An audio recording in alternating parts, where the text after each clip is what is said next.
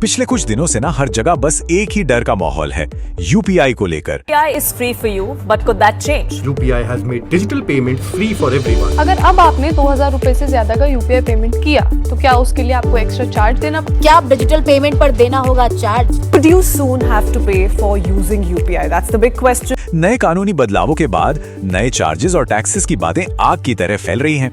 चलिए बिना किसी देरी के सीधे फैक्ट्स पर चलते हैं और इन वायरल दावों की सच्चाई समझते हैं। व्हाट्सएप और बाकी मैसेजिंग ऐप्स पर तो जैसे अफवाहों की बाढ़ सी आ गई है। लोग कह रहे हैं कि रोजमर्रा के डिजिटल पेमेंट्स पर अब नए टैक्स लगने वाले हैं। तो क्या सच में मुफ्त यूपीआई का दौर अब खत्म हो गया है? मतलब क्या अब हमें हर कटिंग चाय के कप पर एक्स्ट्रा पैसे देने पड़ेंगे? आइए इस डर के पीछे का असल कारण समझते हैं। तो सबसे पहले बात करते हैं इस अगस्त 2026 के कानून की। देखते हैं कि इसमें सच क्या है और मिथक क्या है।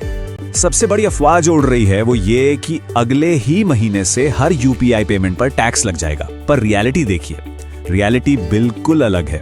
असल में सरकार ने सिर्फ एक लीगल पाथवे यानी एक कानूनी रास्ता बनाया है। इसका सीधा सा मतलब बस इतना है कि भविष्य में मर्चेंट फीस लग सकती है, पर जब भी ऐसा होगा उसके लिए एक अलग से नया नोटिफिकेशन आएगा।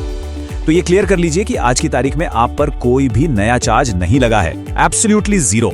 अब इस पूरे चक्कर को समझने के लिए ना पहले एमडीआर यानी मर्चेंट डिस्काउंट रेट को समझना जरूरी है।